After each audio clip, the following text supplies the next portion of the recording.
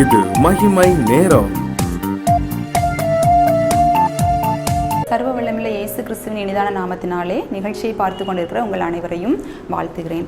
பிள்ளைகளை நடத்த வேண்டிய வழிமுறைகளை நாம் கற்றுக்கொண்டு வருகிறோம். பிள்ளையின் நெஞ்சில் இருக்கும் மதியினத்தை நாம் அகற்ற வேண்டும். பிரம்பை கையாடி கடிந்து கொள்ளும்போது பிள்ளைகள் ஞானம் உள்ளவர்களாக மாறுகிறார்கள். பிள்ளைகளை அவர்கள் இஷ்டத்துக்கு நம்ம விடக்கூடாது.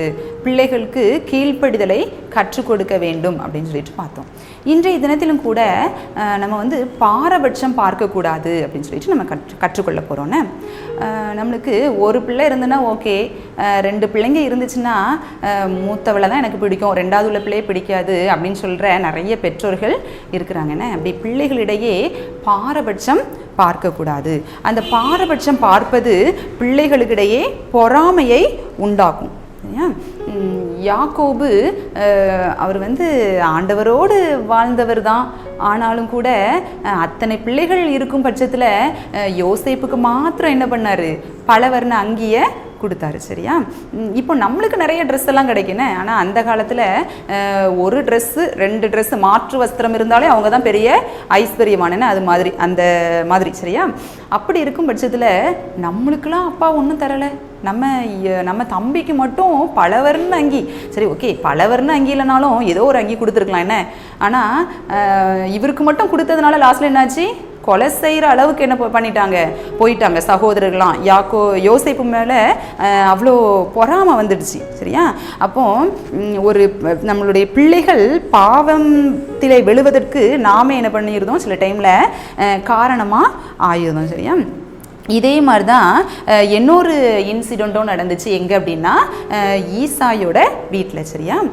சாமுவேல் தான் முதல் பெயர் சபா வரைக்கும் உள்ள எல்லா பகுதிக்கும் ஒரு பெரிய தீர்க்கதரிசின்னு அவரே இவங்க வீட்டுக்கு வராங்க. இவங்களுக்கு இருந்த பிள்ளைங்க, மிலிட்ரியில் இருந்த எல்லா பிள்ளைங்களையும் கூட்டு வச்சு என்ன பண்ணுறாரு? இன்ட்ரோ கொடுக்குறாரு. ஆனால் ஆடு மேய்ச்சிட்டு இருந்த தாவீதை கூப்பிடுறதுக்கு யாருமே இல்லைன்னு. ஆனால் ஆண்டவர் மறந்தாரா? ஆண்டவர் மறக்கலை. ஆனாலும் கூட நம்ம பெற்றோர்களை நாம் என்ன பண்ணக்கூடாது? நம்ம பாரபட்சம் பார்க்கக்கூடாது. சரியா? லாஸ்ட்ல என்ன நடந்துச்சு?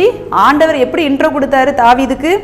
பெரிய ராட்சசனை பார்த்து ஓடி ஒளிந்தது யார் மீ? பெரிய ராட்சசனை பார்த்து ஓடி ஒளிந்தது யார் மீ? கூலா வந்தானையா தாவீது, கூழாங்கல்ல விட்டு ஜெயித்தாரு. கூலா வந்தானையா தாவீது, கூழாங்கல்ல விட்டு ஜெயித்தாரு. பார்த்தீங்களா? ஆர்மியில் இருந்த பிள்ளைங்க இதுதான் என்னுடைய சம்மா எலியாப் அப்படின்னு சொல்லிட்டு ஒவ்வொரு பிள்ளைங்களா இன்ட்ரோ கொடுக்க ஆண்டவர் எப்படி கொடுக்காரு? ஆர்மியே பயந்துட்டு இருந்த அந்த கோலியாத்தை ஜெயிக்கிற மாதிரி என்ன பண்ணாரு? தாவீதை பண்ணாரு. நம்ம பெற்றோர்கள் என்ன பண்ணக்கூடாது? பாரபட்சம் காட்டக்கூடாது. பிள்ளைகளுடைய நெஞ்சில் நம்மளே என்ன பண்ணக்கூடாது? விஷத்தை நஞ்ச கலக்கக்கூடாது. சரியா? சில பிள்ளைங்க துருதுருன்னு இருக்கும், சில பிள்ளைங்க அசம்பந்தமாக இருக்கும். துருதுருன்னு இருக்கிற பிள்ளைங்களை எல்லாருக்கும் பிடிக்கும். கொஞ்சம் அசம்பந்தமாக படிப்பில் கொஞ்சம் மக்கா இருக்கிற பிள்ளைங்களை ரொம்ப பிடிக்கிறது இல்லை. ஆனால் பெற்றோர்களாகி நம்ம என்ன பண்ணக்கூடாது? பிள்ளைகளுடைய அந்த வித்தியாசத்தை காட்டக்கூடாது. சரியா? நம்மளுடைய சரீரம் தான், ஆனாலும் கூட அந்த 5 விரல்களும் ஒரே ஹைட்டில் இருக்கிறது இல்லை. இருந்தாலும் அது பெர்ஃபெக்டாக இருக்காதுன்னு. யாருக்காவது பார்த்துருக்குறீங்களா? 5 விரலும் ஒன்று போல் இருந்தால் நம்மளால் சாப்பிட்றதுக்கு கஷ்டமாயிரும்னு. நம்ம இப்படி இருந்தால் தான் கரெக்டாக மூவ் ஆகும். அதே மாதிரி எல்லா பிள்ளைங்களும் ஹையாக இருக்கணும்னு நினைக்கிறது தப்பு இல்லை. ஆனால் ஒன்று ஹையாக இருந்து ஒன்று லோவாக இருந்தாலும் நம்ம என்ன பண்ணக்கூடாது? பாரபட்சம் பார்க்கக்கூடாது. சரியா? நம்ம சிலருக்கு தன்னுடைய மகள் தாம் மருமகன் கூட நல்லா சந்தோஷமாக இருக்கணும், எந்த ஒரு கஷ்டப்படக்கூடாது அப்படின்னு சொல்லிட்டு ஆசை இருக்கும். ஆனால் தன்னுடைய மருமகள் தன்னுடைய மகனோடு கொஞ்சம் சிரித்து பேசிட்டா கூட இவங்களுக்கு மனசில் என்ன தோணும்? எப்படி சிரிக்கலாம், ஏதாவது பண்ணணுமே அப்படின்னு சொல்லிட்டு உள்ளுக்க யோசிக்க ஆரம்பிச்சிருவாங்க. மகளுக்கு ஒன்று மருமகளுக்கு ஒன்றுன்னு நம்ம பார்க்கக்கூடாது. சரியா?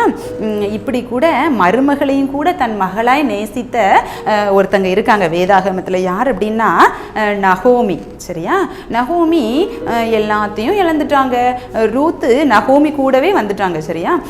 ரூத்து மருமகள் தான், ஆனாலும் தன்னுடைய சின்ன வயசில் ரூத்துக்கு அதனால் அவங்களுடைய அவங்களுடைய வாழ்க்கை கூட இன்னும் கொஞ்சம் பிரகாசமாக இருக்கணுங்கிறதுக்காக அதற்காக யார் பிரயாசப்படுறா? நகோமி. அதனால தான் யாருக்கும் திருமணம் நடந்தது? போவாஸ்க்கும் ரூத்துக்கும் திருமணம் நடக்குது. தன்னுடைய மருமகளை கூட மகளாக நம்ம நினைக்கணும். மருமகளிடத்தில் நம்ம பாரபட்சம் காட்டக்கூடாது. சரியா? 2 பிள்ளைங்க இருக்காங்கன்னா 2 பேருமே என்னதுதான்? சேம் தான். சரியா? நம்ம சிலருக்கு நல்லா வீட்டில் இருக்கிற பிள்ளைங்களை விட வெளியில் போய் சம்பாதிக்கிற பிள்ளைகள் மேல் அதிகமாக அன்பு காட்டுகிற நிறைய ஈசாக்குகள் இருக்காங்க என்ன இன்னும் கூட. அதே மாதிரி வெளியே போய் சம்பாதிக்கிற பிள்ளைகள் விட தன் கூடவே இருந்து அம்மாவுக்கு ஹெல்ப் பண்ணுற பிள்ளைகளை நேசிக்கிற அநேக ரெபேக்கால்களும் இருக்காங்க. ஆனால் நம்ம என்ன பண்ணக்கூடாது? பாரபட்சம் பார்க்கக்கூடாது. நம்ம பாரபட்சம் பார்க்கும்போது அந்த பிள்ளைகளுக்கு இடையே என்ன ஆயிடுது? பிரிவினை ஆயிடுது. நம்மளே என்ன பண்ணக்கூடாது?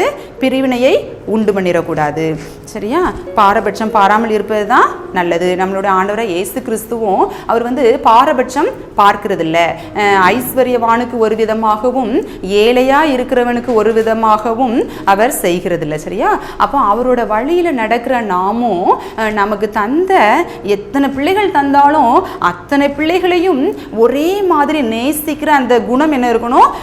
சரியா? எங்க அத்தைக்கு 3 பசங்க.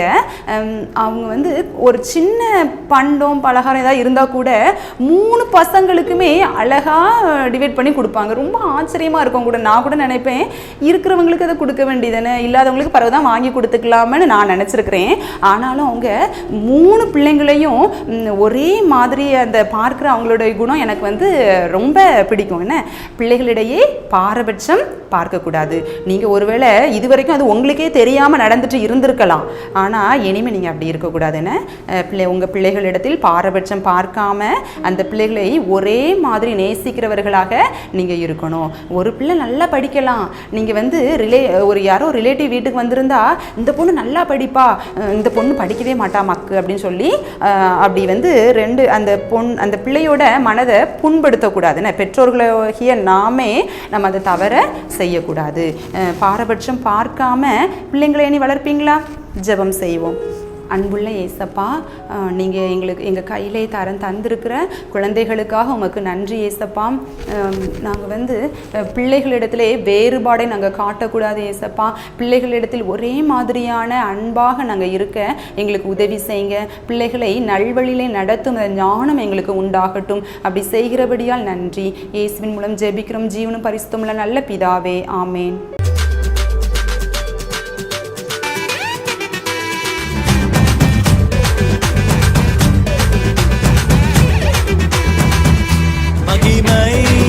மகிமை